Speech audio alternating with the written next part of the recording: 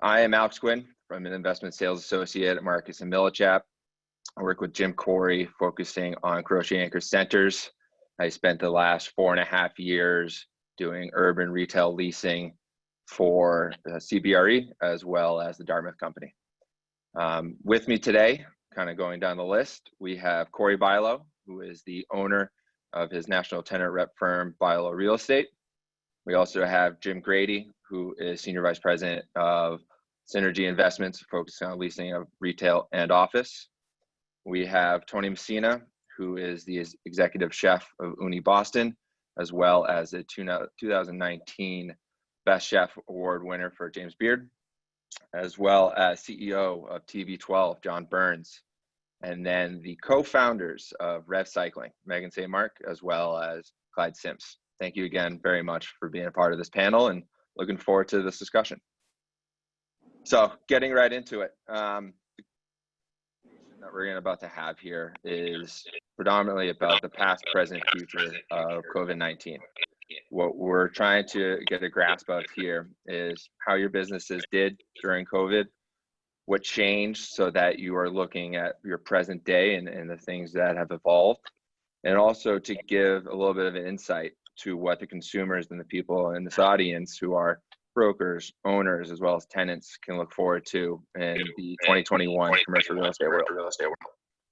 So without further ado, let's jump in here, and let's start off with Tony. If you can kind of give a little bit of an overview of how your year went, as well as touching on the changes in your business model from the start of the crisis, as well as today.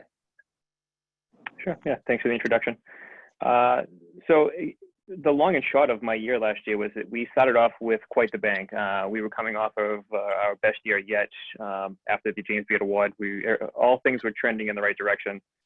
And then obviously the news broke about the pandemic, and it crashed to the point where we were left with no information, no real direction as what we should do. And we were kind of left to our own accord on how to figure it out. Once March 14th hit, we got the shutdown order. Not realizing which way to turn, we decided to just start basically hemorrhaging as much money as we could and putting it into the staff to make sure they could survive. So we were paying out all their health insurance benefits, anything we could to keep them afloat, just in hopes that maybe the government would do something. But we made a decision to, if we were going to fail, we were going to fail because we were going to take care of our staff first and foremost, and that was our most important thing. Luckily, we were allowed to reopen on the outdoor patio. We received a PPP loan, and with that, it helped a little bit. I think the first round of PPP didn't really necessarily help us too much with the fact that we had so many other costs that were incurring throughout the couple months we were shut down. But we decided to utilize as best we could. We took back our entire staff. Whoever wanted to come back came back full time at full rates. We didn't want to cut anybody's hours. We didn't want to cut anybody's pay. So we decided to just kind of go with it as long as we could. Luckily, there was a good turnout for the outdoor dining on the patio over the summer months. It wasn't enough to really let us survive, so we had to pivot in other ways.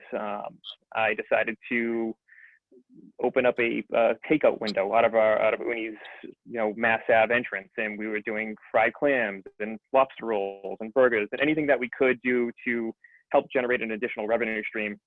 And with that, came a lot more work. I was there 6 or 7 in the morning to bake bread and working throughout the night, and ultimately, it was a matter of having our team vested enough to kind of work with us. They saw their boss kind of working their tails off, and their bosses working their tails off, and they jumped on board and did what they could to help the team as well. So luckily, our team bought into our perspective of wanting them to really just get through this, and we were going to get through this with them. From there, we started to get into the colder months, and business trailed off a little bit. So we had to either come to the hard decision of shutting it down or finding something else. And really, when you're faced with such a decision, the necessary evils kind of just come to the foreground. And we ended up pleading with the hotel that we're located in, the Elliott Hotel, and they allowed us to use the first couple floors of their hotel rooms. And each room is a suite. So we transformed every suite into a semi-private dining room, one of which I'm sitting in right now. So it gave a safer, more secure way of dining inside. I still don't feel comfortable with having people in a congregate setting in our main dining room. So this is our only option for the time being. And there's been a really good response so far to the indoor suites, being that people are dining by themselves and they're not having to really have to venture out into a room with other people that they don't know or trust.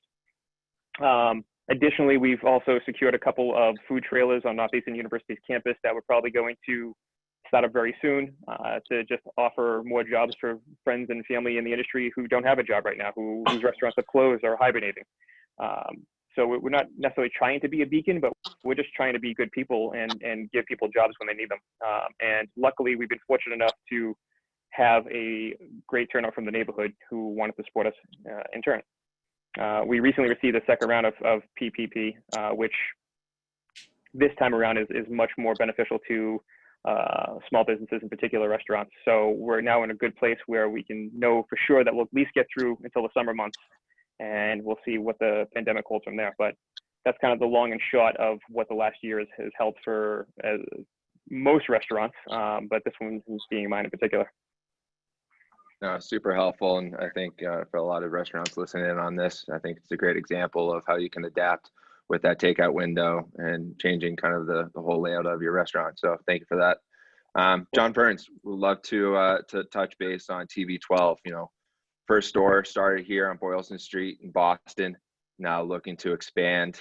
Kind of talk us through how you've kind of used Boston as a good example for your expansion.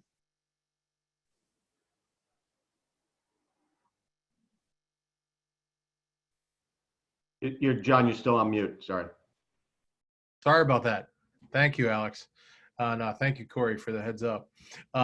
Yeah, so just as a point of clarification, Foxborough, Massachusetts was our first location. We opened down here in Foxborough in 2013, and we opened our flagship location in the fall of 2019.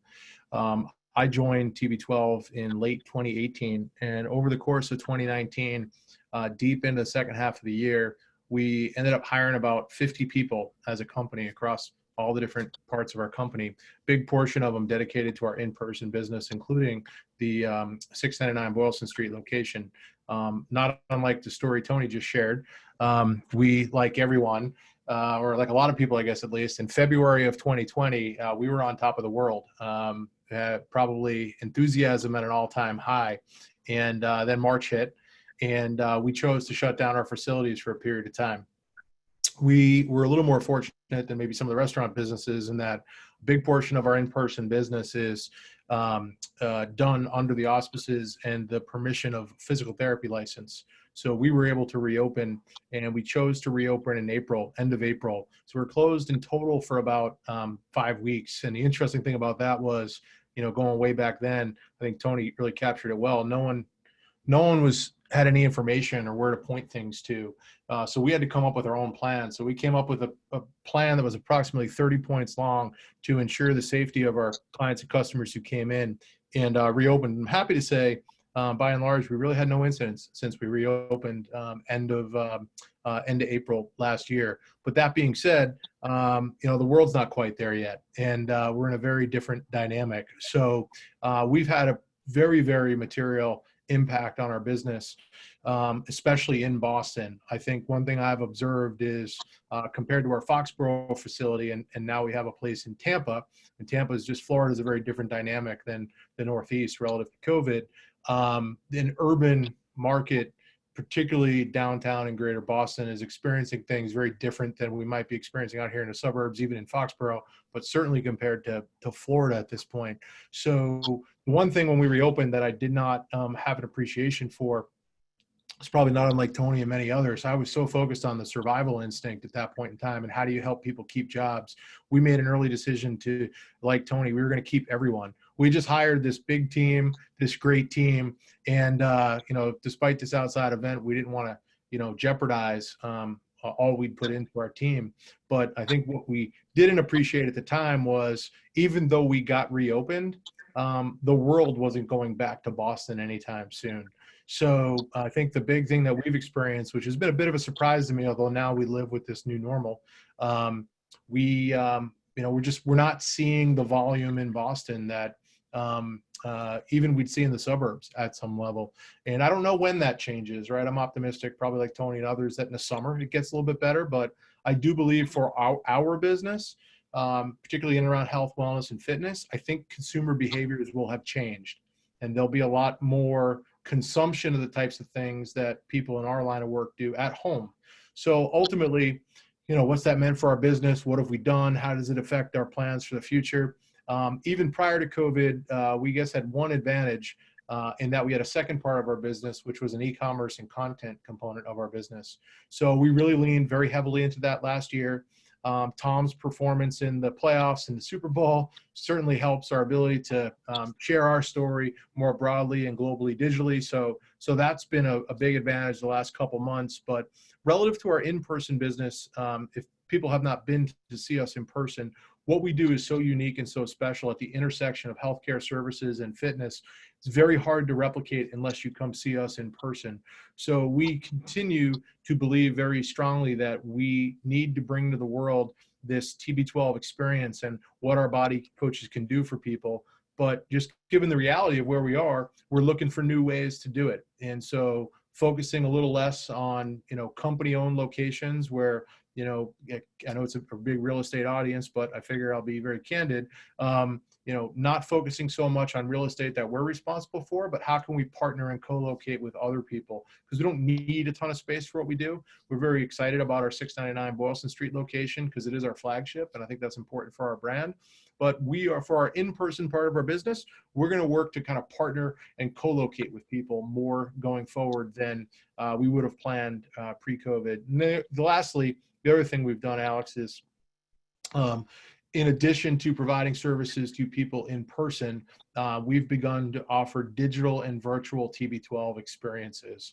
It's a very different dynamic at some levels, but it's also a very positive dynamic for clients and consumers. We can make some real change with people remotely, but it's still not quite the same. So we've been focused on that, making sure we've got that in place so people can experience TB12 all over the world digitally. And then also focusing very heavily on partnership and co-location opportunities to embed a TB12 experience in other locations. So I think net for us, the COVID experience, like everyone, challenged us greatly. We were forced to really be even more entrepreneurial than we already were. And it's caused us to just rethink a little bit about how we're going to grow and how we're going to deliver to the world what we think is a very special experience. I think a lot of people on this panel is going to really appreciate that insight to the partnership and have an insight to your real estate needs. I actually take a lot of TB12 products, so I am a living example of some of that. So you look very healthy. I could tell. I try to be, trying to fit into the suit these days. All right, thank you for that. Meaghan and Clyde, also another product that I've been in one of the hardest cycling classes I have been a part of, thanks to Meaghan. Talk to us about some of your 6 locations. They're spread out. Some are in the city, some are in the burbs. What have you done to look at what has worked for the model, but also the whole studio layout with the government mandates of, 14 feet apart, et cetera? Sure, yeah. Great question. It changes every day, right? But I think it's important to also note that previous to COVID, we had doubled our business in size about a week before COVID hit and the shutdowns came. So we went from 3 studios at the end of 2019 to 6 studios. And so our footprint changed, and we were also riding high, like the previous 2 panelists mentioned. We were having a great month in February. And then we were forced to completely close down. And what we did immediately was transition into an online model. And so a lot like John was just mentioning with TB12 offering some digital content, we went into that world that we didn't know we were going to enter into, at least at this point in the business's age. And so entering into the arena of online workouts, the world of online workouts blew up in 2020. I think everybody on this call has at least seen companies that have done well during the pandemic, like Peloton. And so we were in that world. And then by the summertime, we were able to transition back outside. So by July, we had a couple locations that we were able to transition our bikes outside and offer classes at a distance, bike to bike distance, but in a much safer feeling environment. Because just like John was mentioning, is the world truly ready to come back into a small studio and be around each other, even if the government allows and mandates lessen and give us a little bit more allowance? And so we're not really sure about that. And so then when weather changes in New England, as it always does, we had to pull ourselves back inside and once again pivot. And so currently we are open in 4 modified operational spaces right now. One is actually a regular studio of ours with only 11 bikes right now, with all of the PPE plexiglass hanging from the ceiling and more than 6 feet between bikes. And then we have 3, soon to be 5, temporary retail spaces that we've worked temporary leases out with either landlords of our own or new relationships with new commercial landlords to fill empty retail spaces. We're in an old Gap. We're in an old AC Moore footprint. We're in a lot of different spaces that allow us to be indoors with the 14 feet between bikes. In about mid-December, the mask mandate was placed on us, and we now have to wear masks during class, no matter what. And so that was definitely, that prompted a behavior change with our customers. A lot of people were not sure they could come in and sit and exercise at a high intensity, to which Alex mentioned earlier. It's a cardio class, and so they were nervous about wearing a mask inside, and so we struggled with our volumes because of the restrictions, the behavior changes, and then the mask mandate was kind of the last piece of the puzzle that just made it really difficult for us in the past year. Speaking to one of our newest footprints in in Boston, is our Copley location, which opened 8 days before it shut down for COVID back in March. And we were really positive and excited about that project. It took us about a year to get it open. And so we have a lot of enthusiasm going into it. And now we have the conversations about what will the Boston landscape look like moving forward as comfort levels come back and numbers go down. We're really not sure. And so we're confident that it's going to be a great location for us. We were considering it our flagship. And so we're really hopeful that we can get back to that point. But the unknown is when it transitions back into our studios and what that will look like from a volume standpoint. I'll toss it to Clyde too, if there's anything you want to add in. Yeah, I mean, you pretty much got everything, Meg. Yeah, I don't have much to add. That's how we work together. Yeah. Awesome. Well, appreciate you guys. And I wanted to start off with the tenants because moving forward here, we're going to listen to Corey and Jim Grady here, who, with Corey, your national presence really helps kind of showcase how Boston has been resilient throughout this year in comparison to some other states. And I know John touched on Florida. And then Jim as well, you're seeing both the office population come back into the city as well as the affects the retail. So with Corey, what are your thoughts kind of with Boston as the example here? What are you seeing kind of across the country in regards to retail, and what are some of the incentives that you've created for your tenants to stay open, to renegotiate their leases, but also moving forward, what are some things that tenants and landlords are primarily looking at? Thanks, Alex. I appreciate that. So in terms of, it's funny when people talk about, how COVID has affected retail, you really can't use a broad brush. There is so many nuances to what's going on market by market, urban versus suburban, and the type of retailer as well. I mean, we represent a few dozen retailers and restaurants, and obviously when things happen, some of those retailers went into survival mode, and and some actually prospered during COVID. We had a few tenants, the pet industry has done great. One of our clients, Pet Supplies Plus, actually increased their store count. People, wanted more pets at home. We've seen it with a lot of our fast food tenants. We do some work with some fast food tenants that have, I'm not going to mention their names because we're still negotiating for rent reductions, but they have drive-throughs and they've done very well during COVID. So it hasn't all been negative. When you look at, the other thing that people don't realize is the impact and the effect that a lot of the social unrest and looting and rioting had on it's impacted the cities more than anything. We do a lot of work in Manhattan. We do a lot of work in Los Angeles. There are tenants that finally got through the PPP loans and were able to open up, and then unfortunately they had their stores destroyed during those protests, and it made it even more difficult to survive. So what we're seeing, I've done some traveling of late, and a good example would be what's happening in Florida. Florida, you wouldn't know COVID exists. Everyone is out and about.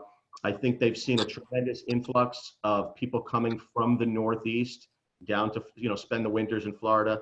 I was speaking with a residential broker.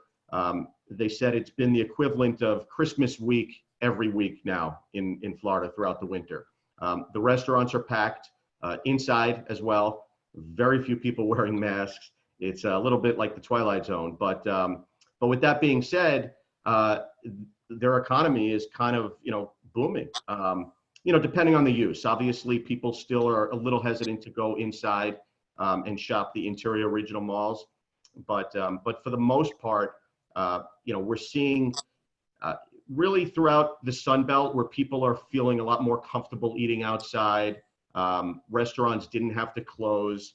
It's a complete difference to what we had to face here. Boston, unfortunately, was one of the worst cities hit in terms of COVID, and between all the restrictions and just the rise in cases, it made it very difficult.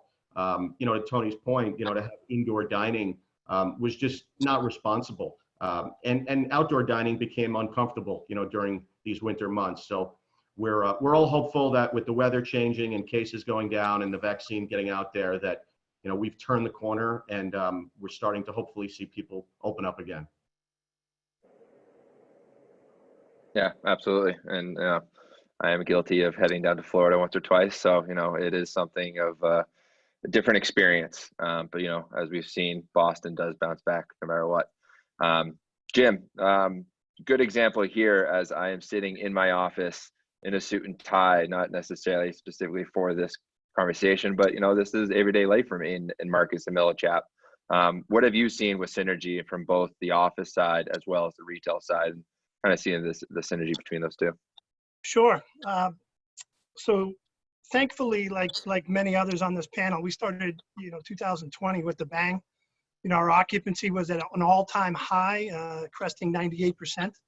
Through our stabilized assets, rents were at the all-time high. So we had a good foundation to begin with once the pandemic hit. But once the pandemic hit, I think we really underestimated a lot of things, especially on the office side. While many of our tenants have been very successful working from home or working remotely and have continued to even grow, what we didn't anticipate or failed to notice was how many of those tenants that we have in our portfolio that actually feed, pun intended, off of the food and beverage industry. We have marketing firms that have 85–90% of their business linked into the food and beverage industry. We have, software companies that work with hotels, work in the travel industry, that were, effectively decimated overnight. So that has been a real challenge for us. And really quickly, our mode shifted into tenant retention. We've always prided ourselves here at Synergy. Our portfolio is approaching 4 million square feet, and we've always prided ourselves in tenant retention, especially for lateral moves. Right? And very rarely do we lose someone to a similar building across the street. But this year we've seen a new phenomenon. Tenants that have had leases expiring September, October, November, that have been working remotely since March. Jim, have talked to me. Jim, I love your building. I love what Synergy is doing. However, we're semi-successful from home, and we're going to continue to do so. Let our lease run out and then figure out, once everyone's vaccinated, what our floor plan is going to look like, how much space we might need. This is something in, my 26-year career that I never could have imagined, that traditional companies and, even some law firms, accounting firms that have always had a presence in Boston are now working completely remotely, and they're doing it comfortably. So, trying to be innovative, we've developed our own program to try and help these companies sort of bridge that gap, bridge what they need now to what they know they will need in the future once things seem to stabilize. And on the retail side, it's as Tony and Corey have mentioned, it's been difficult. We have quite a few tenants that serve the office population around in and around the city, from mom and pop delis to hair salons, barber shops, et cetera, and other service industry tenants. It's been extremely difficult. And again, we're trying to keep them in business. And what it's caused us to do is really somewhat look at the retail spaces within our building as an amenity to those tenants, recognizing that the employees aren't there, that we really needed to partner up and sort of get through this together and be both empathetic and sympathetic with our tenants so that they'll be there on the other side. Right, and with that, we know that we're building, personal loyalty and brand loyalty, and hopefully we'll all come out of this successful together. Absolutely. So kind of switching gears here, trying to talk about what worked and what didn't work, and thinking about PPE. And a lot of you have mentioned some of the plexiglass that you've created in between your bikes or between restaurant tables. Give us a ranking, 1 to 10. I mean, how helpful is PPP? And then on the downside is, how long do you think some of those will be in place to keep the environment in your workplace safe for your customers? Kind of go down the line here. So Tony, let's start with you. Yeah, I think that, PPP is going to be here to stay, I think, regardless. And coming from the restaurant world, we've always obviously had that in place regardless, pre-COVID as well. We're constantly checked up by the health department. So we're always keeping the place tip-top clean no matter what. That being said, I think that, the fact that we're spending a lot more money on gloves now, for instance, or hand sanitizer, those are the things that we have to kind of assess and figure out how we're going to be able to essentially at the end of the day pay for those.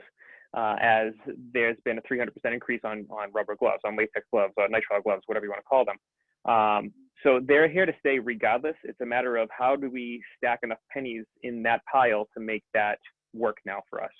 I think that we were never in the situation where we had to do plexiglass because we did outdoor dining or the suites indoors.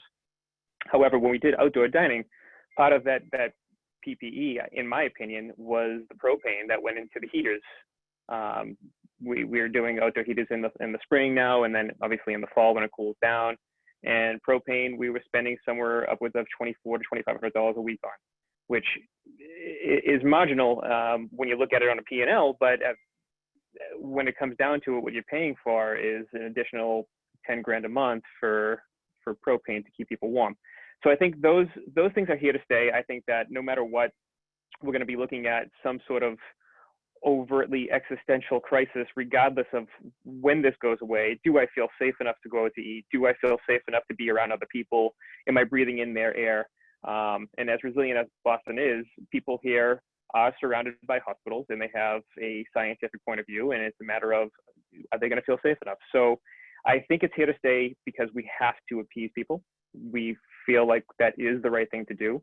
And inevitably things will at some point go back to something more normal, something pre-COVID. But I feel like some of those lasting impressions from COVID will definitely stick around for at least another couple of years. Let's shift to fitness, and Clyde, John, Meaghan, kind of speak freely. What are you guys seeing, with government mandates as well, the changing daily, as Meaghan said, for occupancy as well as distances, what are you gonna adapt for your future models? But then also, what do you think is gonna be the look and feel of your studios?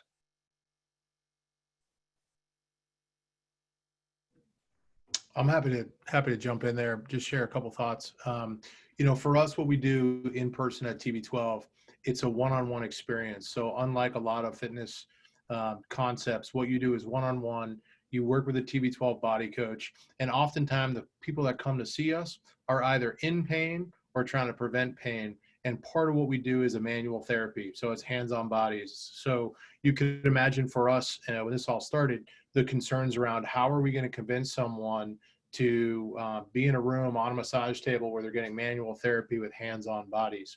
And truth be told, we took all the steps that, most of us are familiar with now. I would tell you the single biggest one being masks. I've met a few hundred people that I did not know were virologists or epidemiologists the last few months. And so I certainly do not pretend to be one. But from my perspective, the masks really do seem to work.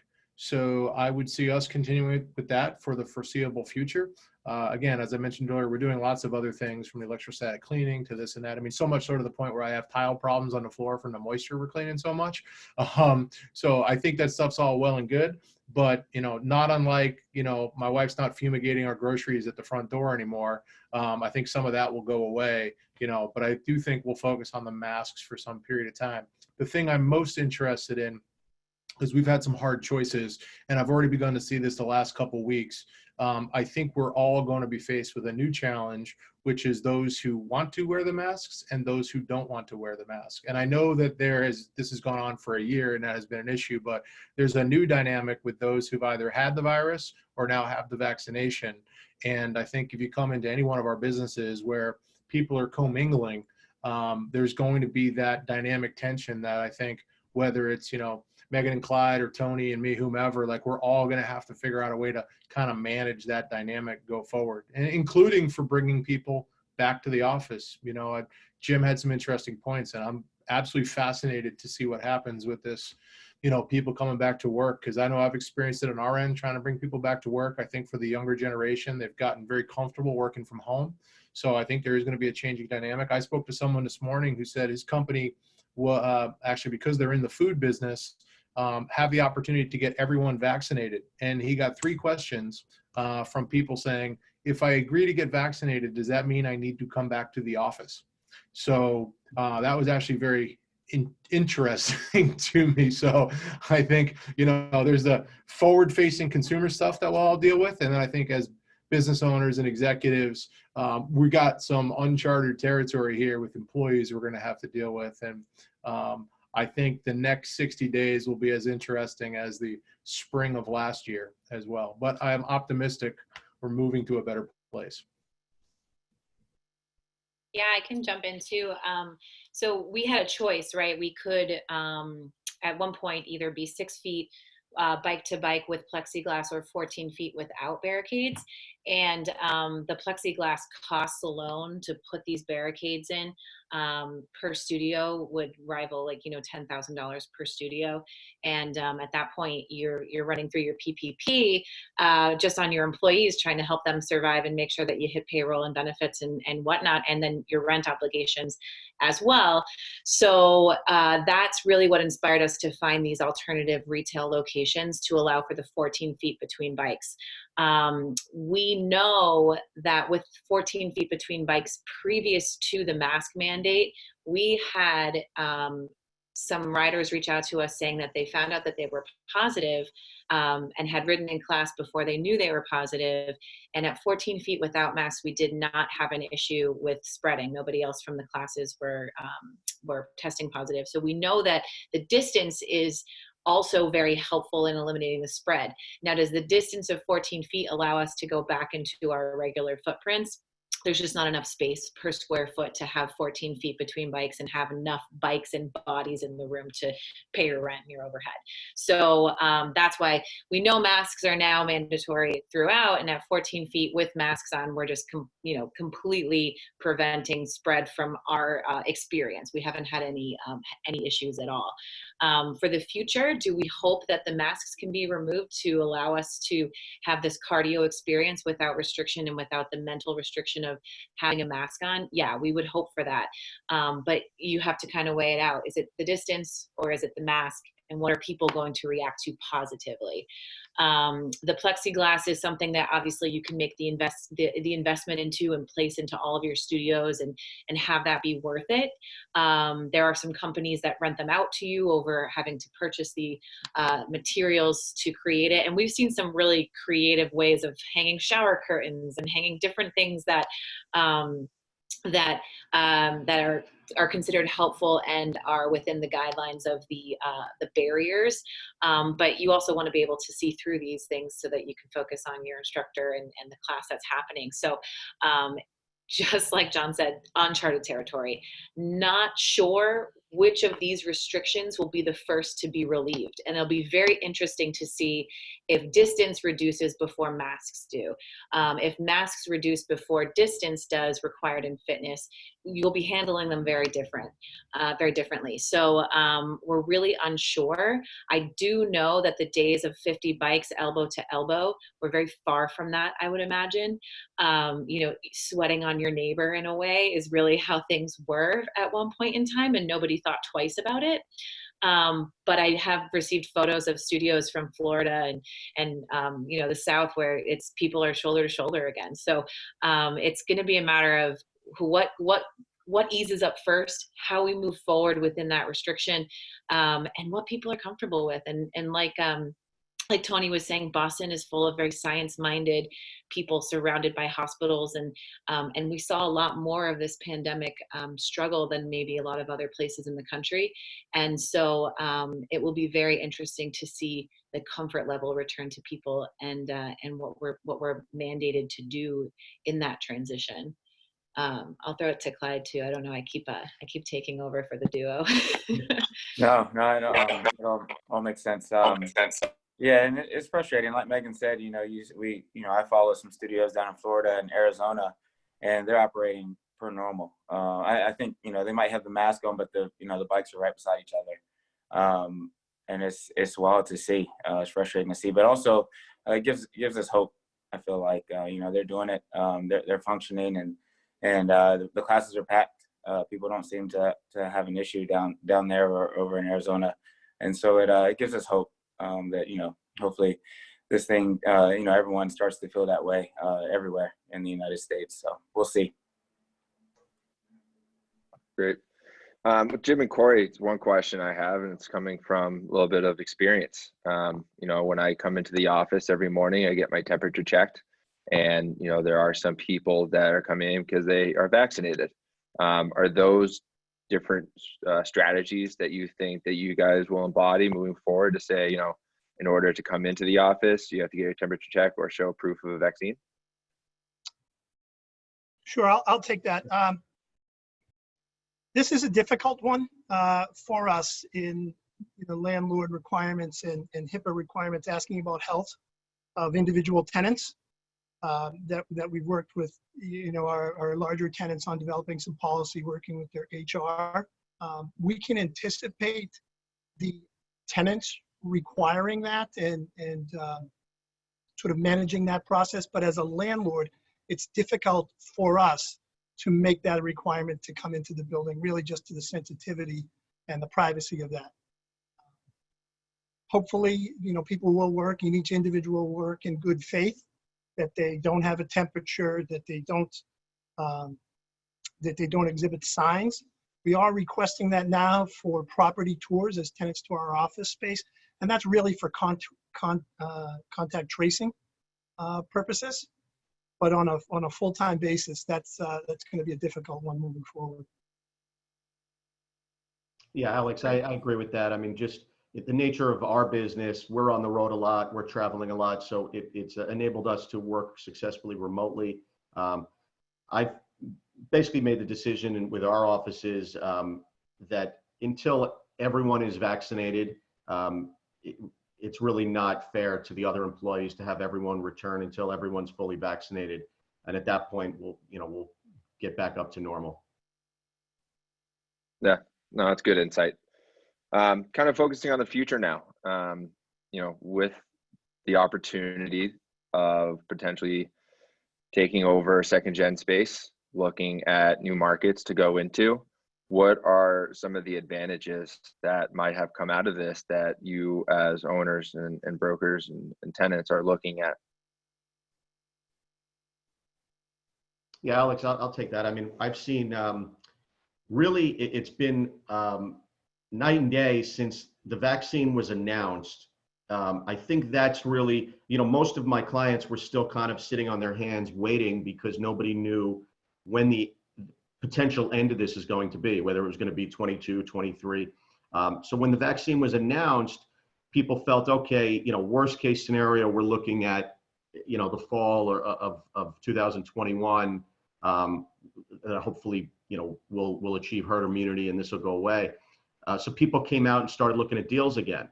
And, there's definitely opportunities out there, especially, again, I go back to the urban settings that were hit the hardest.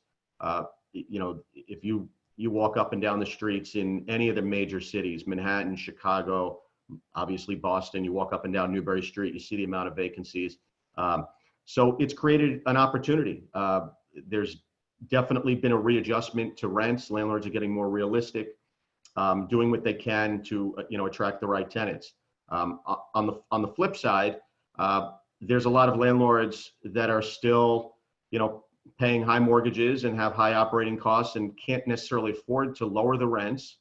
And unless something, gets worked out, although I represent tenants, I do feel bad for some of these landlords as well. Their landlords have not been really bailed out by anybody. The banks have been bailed out, the tenants have been bailed out, but landlords, unfortunately, for most instances, have sat there, having to pay their mortgage and their real estate taxes.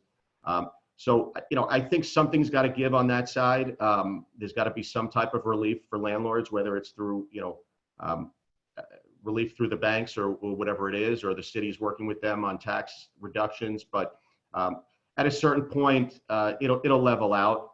And, for most of our tenants, we're finally seeing deals that we haven't seen in many years. So it is exciting to finally see people out there doing deals again. Sure, and I'll add to that a little bit. I'll stay away from the political hot button there of landlords getting concessions, but in terms of acquisitions, there should be some acquisition opportunities that come up, but unlike our last really office recession, which was an issue of liquidity in the market. The market is extremely liquid. There are domestic, foreign capital sources that are actively seeking deals, and especially in Boston, which is a gateway city. Life science activity on investment and development is absolutely through the roof. So although you would think that there would be a lot of pricing opportunities, which there have been in the past issues, we don't see that it's going to make a major change in the fundamentals of the market today. Alex, I would just add, I've worked with Corey on a number of things over the years, and both here at TB12, but also just as an investor and on the board of a number of other companies. I think his comment earlier needs to be considered to answer the question, which is, I think COVID has at some level created a world of haves and have-nots.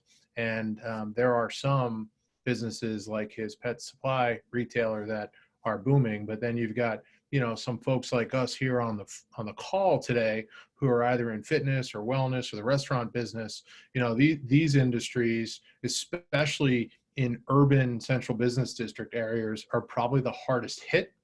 And so I think, while I think the deals are starting to get better, I don't want to speak for everyone else here on the call on the tenant side, But I think in our specific industries, I think there'll be a little bit of measured approach to pursuing some of these deals, because candidly, as you just heard, we don't entirely know what the consumer's changes in behavior will ultimately be. You know, will people want to sit in a full restaurant again on a Friday night, or will they want a semi-private dining function, right? Will people want to come to a packed studio here in Boston like they do in Florida with 50 bikes?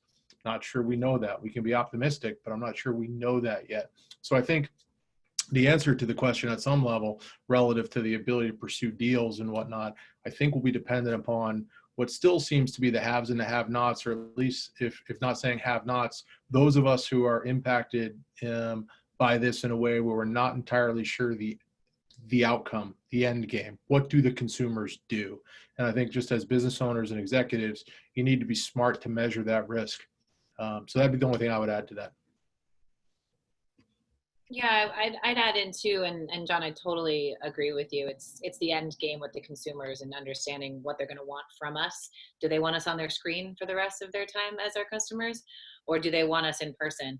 And we have landlords reaching out to us about expansion and about kind of throwing us a life vest to expand and to also help mitigate the loss from last year. And so these deals they're huge conversations and they're great opportunities, really depending upon whether you're urban or you're suburban. And so if a landlord came to me and said, hey, I've got this great spot on Newbury Street, or hey, I've got this great spot on the North Shore, for example, in a strip mall retail type location, I think that the no-brainer would be that we're going to entertain the suburban opportunity before we entertain the urban opportunity.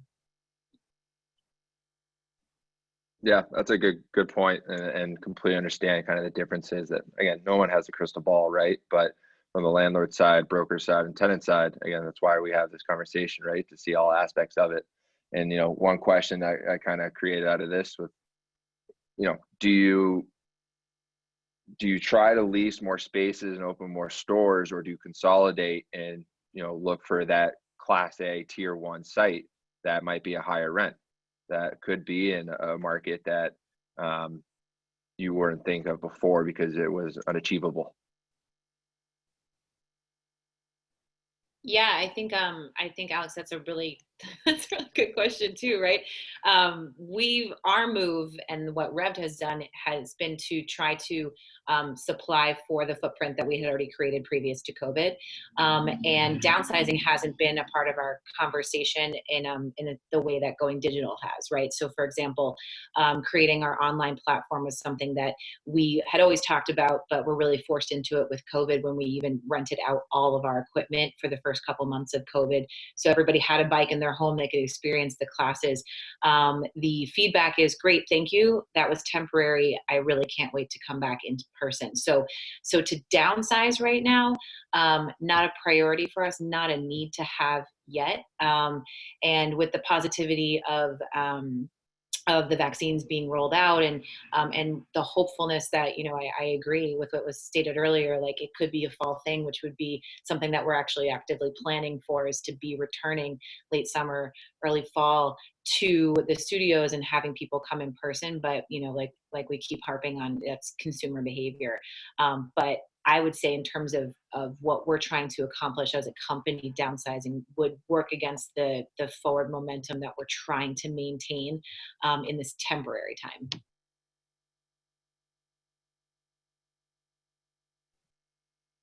Awesome. Well, I appreciate that. All right, so we're kind of nearing the end here. We do have one question coming from the panel, or at least I should say the audience here. Is there a way that downtown real estate stakeholders can in any way partner with public transit or subsidize this service to get tenants and the public comfortable with the cost, reliability of transit into Boston? Sure, I'll take that. So that's a great question. And it's something that we talk about almost daily. We are all very comfortable in our own home environments. And people are increasingly becoming comfortable within their own work bubble, where the employer can control who comes in and out of their office. the great unknown is how you get from home to work, and that's public transportation. The MBTA has cut back on lines. We at Synergy have talked with some other landlords around what we could do to sort of enhance that experience, because not everyone has the luxury of driving in town and paying, $45 a day to park. Spaces don't exist, and companies are not going to subsidize that. So that is a great question, but it's at the forefront really of every large employer, small employer, and every landlord right now. So hopefully we'll get some clarity on that soon.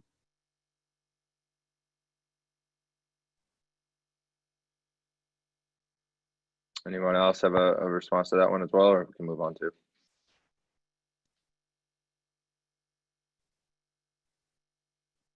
All right, moving on. Looking at and also thinking about the consumer. I know we've said that no one has a crystal ball here. Is what is one message that you like to send to the consumer, with your businesses, and how you like to look at the future, whether we're optimistic or pessimistic?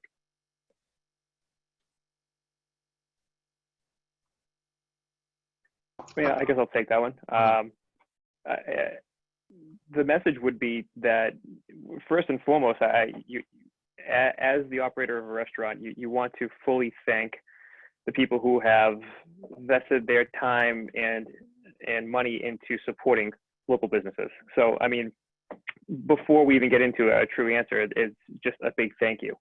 I think that myself and my partner here, we sent out personalized thank yous last week via social media, just to make sure people are aware that, not only just us, but our entire staff really, truly appreciates everything they've done so far, whether it's just to do takeout or to spend money with us, or even to come say hi and with spirits. It's been appreciated on every level thus far.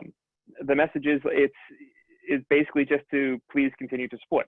We don't know. We don't have a crystal ball. We have no idea where this is going to lead. We're all hopeful that the vaccine is going to help. We're hopeful that the warm weather will help.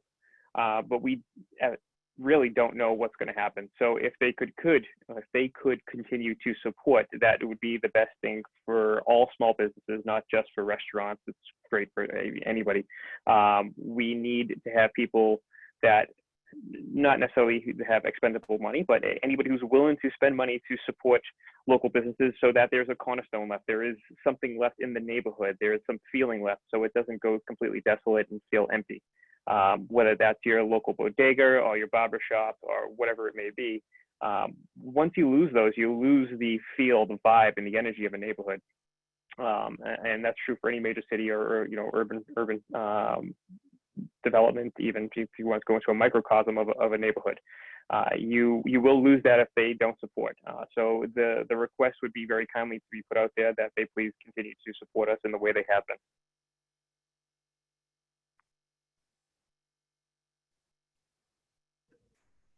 Yeah, I would say it's about like mindfulness of spending. And I mean, I could reiterate everything Tony just said, but your experience from a large chain for what you're looking for in a service may be faster and a little bit more immediate and a little bit shinier. But like Tony said, the neighborhoods just won't exist if the small businesses aren't supported during this time. And so many of these small businesses are working really, really hard to create the seamless experience that a lot of the larger businesses in the same space are creating.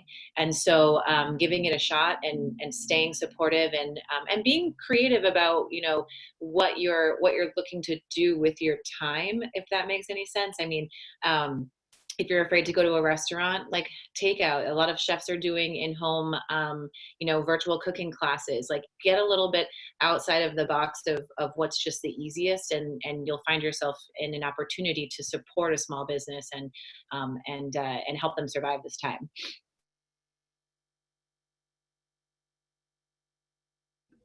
I would just add just two quick things. One is, I think for those of us who have remained open for the vast majority of the pandemic, if you will, like I said, we reopened back in the end of April. We've been able to operate safely, and you can navigate this kind of new world with COVID and stay safe. I think everyone needs to be reasonably precautious, as we've all learned. I think many of us know people who've been affected by COVID. So we need to remain cautious, but you can navigate this successfully. And I think there's lots of companies out there that have done it. And I think only other thing I would say, and it's related to our business, obviously my boss is a great example of it and how he takes care of himself and what he does to stay healthy. But, you know, COVID has really, in my mind, focused all of us on the true value of our health, right? So it's not just about the vanity of fitness. It's truly about, you know, being well. And so take advantage of the opportunity to be well. There's companies like ours out there that can help you. So I just encourage people to do it. And I guess just because I can only see a few of you on the video, I'm the only one that's been hydrating the whole time. Tom Brady would tell you should hydrate frequently. So hydrate. That's the PSA for the day. Hey, John, I'm not just a panelist. I'm also a new client as well in Foxborough. And the first time I walked out of there, you kind of undersold it as maybe a little bit more of a gentle process on the table. But the first time I walked out of there, I think I was an inch taller. So funny you say that. I always tell people I'm actually an inch and a half taller than when I started at TB12 2.5 years ago. They got me standing up there's straight. no question about it. And this isn't a commercial, but it's working for this old broken down retired college football player.